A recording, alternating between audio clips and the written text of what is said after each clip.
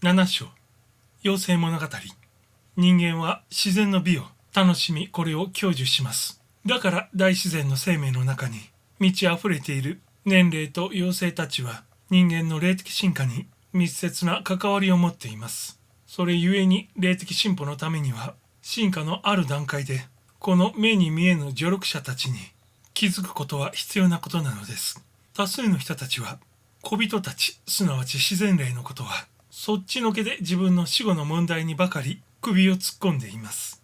全般的に言って人々はこの小さな同胞のことは頭になく、したがって人間の霊の世界に関する知識は狭いものになっています。霊性進化のある点まで来ると人間の視力は開かれ、身辺にいる小さな同胞たちに気づくようになるものです。前に資源の話をしました。そうして次のように説明しました。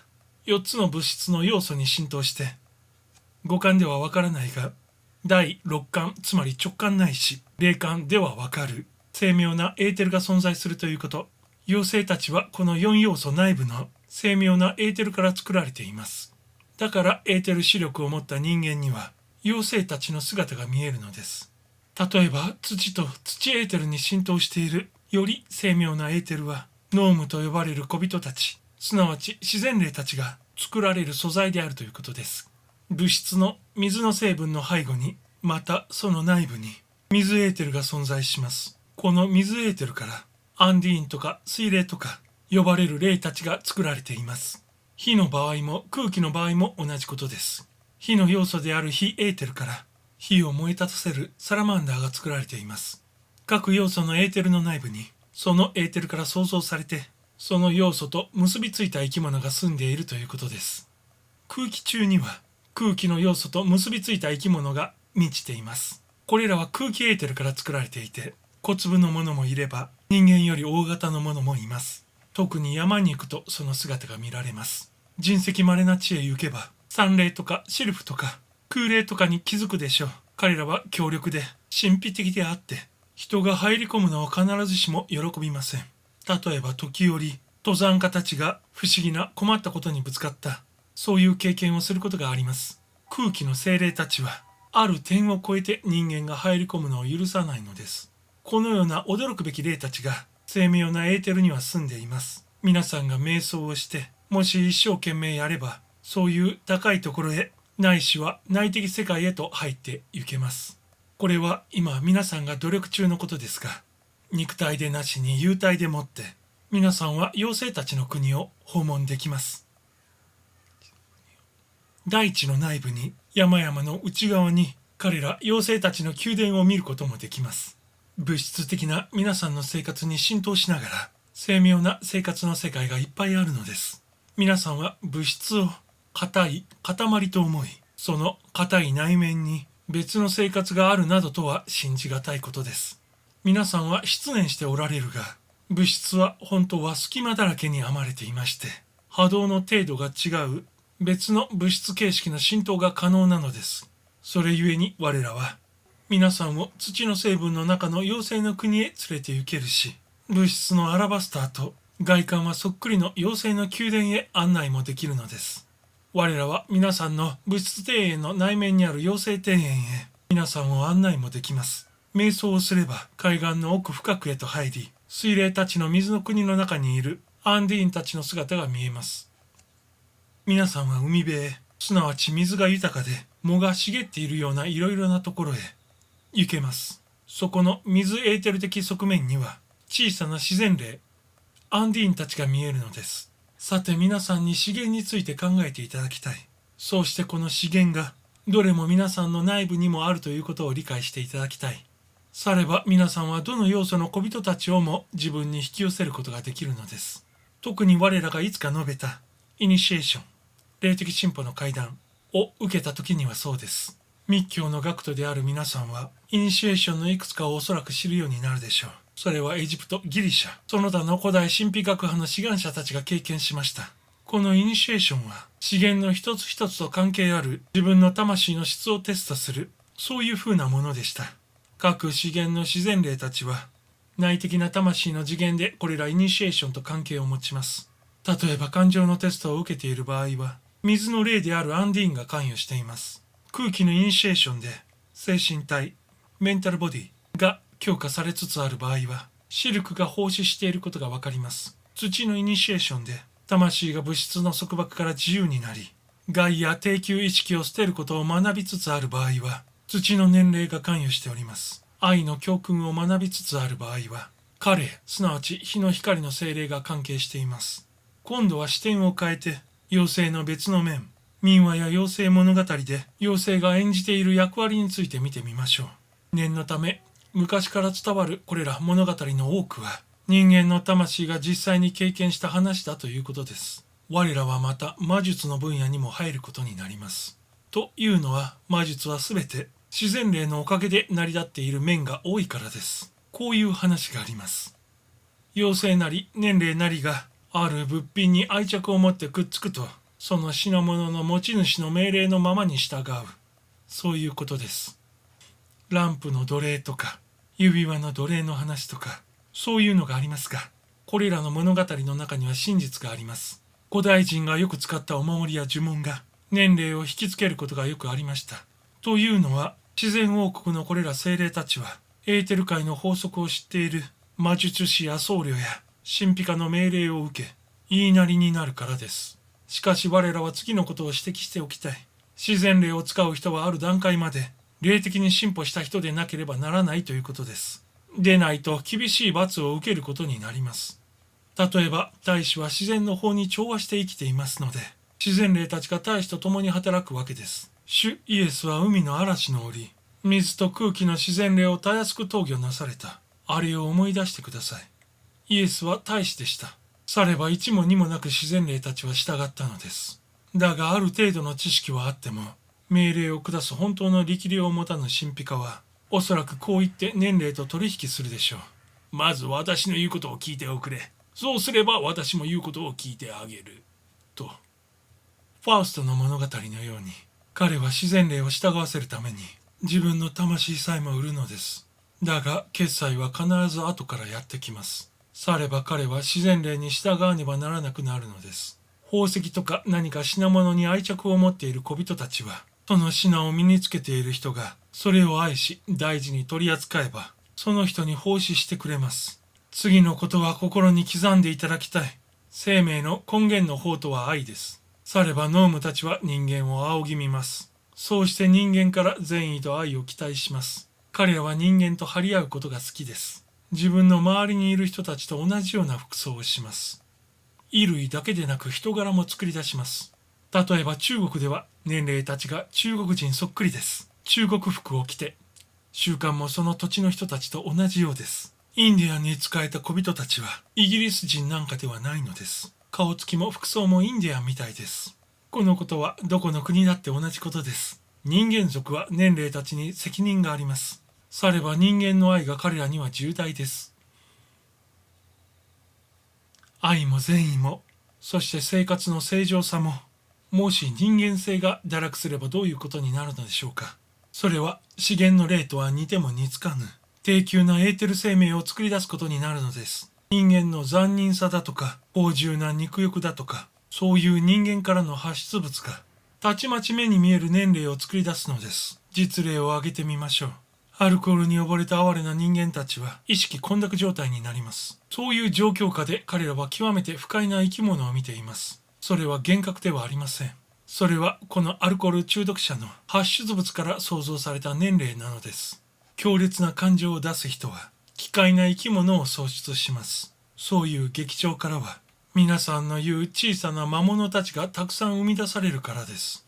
それは12インチから18インチくらいの生き物でして、黒いものあり、火のような赤いものあり、角と尻尾があって、敏感者には見えたり聞こえたり感じられたりします。世の物語もそういう魔物を伝えています。ざれ言のように多くの真実が語られています。人は意気消沈しても、自分にまといつく年齢を創出します。誠によからぬ感情は皆、低級エーテルから自分自身の分身である年齢を創出します。同じことですが、調和のある良い想念は、優しい美しい幸福な小人たちを創出します。彼らは本人のために、またその人の周囲の人たちのために働いてくれます。人々が自分の思い、自分の行為、自分の感情が生み出すものを理解し始めたら、おそらく人々は自分の人生をもっと大事に鍛錬しなければならぬと承知するでしょう。皆さんは人間の本性には2つの面があることを知っておられる。地上に執着する人間の性質、つまり物的探求を満たそうとする本性があります。もしこの本性、つまり物的欲望が霊的なもう一つの本性より先行するようなことになれば、その人は人間の霊の敵の掌中に陥ると言われます。しかし霊が、つまり高級我が低級な欲求の上に立ち上がることができれば、魂は勝利者であり試練を超えるものです。大抵の妖精物語は人間のこの2つの本性、すなわち物的、霊的性質に関わりを持っています。一歩進んだ物語では、この低級な本性が光ないし太陽の想像力で変化したと、そういう話が目につくでしょう。こういう神話や妖精物語は、初心の人たちに太陽の力は光や霊力となって注がれ、人々に力を与え、人々を助けるのだということを教えるためのものです。こういう物語では、王様が中心人物となっていることがよくあります。大体こういう出だしです。昔々、王様には一人の美しいお姫様がいました。いろいろな王子や貴族たちが遠くの土地からやってきて、この王女を手に入れようとします。王様はこういう王子たちに言います。私に黄金のリンゴを持ってきた者に姫をやろう。と。または別の品物のこともありますが、そういう宝物はいつも山や暗い森や大河を越えて長い旅行をした果てに隠してあるのです。もし王子が姫をお嫁さんにしたければ、王子はいろいろな人間的テストを受けなければならぬわけです。王子が受けねばならぬテストはどれもイニシエーション、霊的進化の階段を意味しているわけです。例えばいろんな生き物が待ち伏せしている暗い森は、彼らを誘惑する低級な誘拐的な欲望の世界を意味しています。この誘惑に打ち勝つには大きな勇気としっかり行く手を見つめていることが必要でした。王子たちは道に迷ってはいけないし、恐怖でしないてもならないのでした。皆さんの中にも瞑想とか夢の中で、そういう森に自分がいて恐ろしい動物にぶっつかるということがあったでしょう。恐怖を皆さんが克服できれば、その動物は皆さんを害しません。そういう経験は魂のテストです。誘拐での勇気の試練なのです。恐怖は人間最大の敵です。ですから魂は一切の恐怖から抜け出すことを学ばねばなりません。もし皆さんが一瞬の間でも思いを巡らせば、恐怖が人生の最大の敵であることに気づくでしょう。人は恐怖に首を押さえられながら生きています。未来の恐怖、健康の恐怖、死の恐怖、財産を失いやせぬかという恐怖、食えなくなりはせぬかという恐怖、損をせぬかという恐怖、無数の恐怖に人間は取り巻かれています。されば進化の階段を上る者が克服せねばならぬ最大のテストは、多数の補足しがたい形をした恐怖であります。姫を求める王子たちは火の竜と向き合わねばなりません。この火竜とは低級な自然力を表示しています。還元すれば人間の内に住む太陽の火、つまり創造的な火は、恐ろしい姿で出現し、生命を脅かして取りひしぐことができるということです。その火の自然力が投与されなければ、男も女もそのために恐ろしいことをしでかします。一旦それが投与されると、それは心臓に入って愛となり、頭に入って聖地となります。完全投与を書きますと、悪い気質となって現れます。しかし、この光、つまりこの生命力が心臓に上りますと、偉大な愛のぬくもり、優しさや同情となって現れるのです。上って頭のチャクラに入りますと、低級な性質から転換されます。その象徴が聖者の頭の周りに見られる光輪、または黄金の冠であります。神話に出てくる黄金とはこの愛、すなわち聖なる太陽力を表示したものです。これに対し銀とは知性を象徴したものです。我らは神知の通路となりうる、またならねばならない知性の発展をけなしたりはいたしません。しかし次のように明言しておきましょう。知性は正しい方法で使わねばならない。また心臓の知性に優越してはならないと。心臓の英知は黄金であります。知性の方の光は銀です。この両者が完全なバランスを取るとき、神智と霊性の完成が生じます。そういうことがあるとするならばですが、また、低級な自然力は投御され克服されます。物語の中の王子は吠え立てる川を渡ったり、海の嵐を越えねばなりません。こういう話を何度も聞いていますと、私たちにはそこに描かれているような感情の性質があることに気づきます。王子は自分のままならぬ感情を克服してゆかねばならぬのです。で、皆さんはこういう妖精物語は資源に関係していることに気づくでしょう。前に述べました治水か風ですが、あれは4つの大きなイニシエーション、霊的進化の階段を象徴したものです。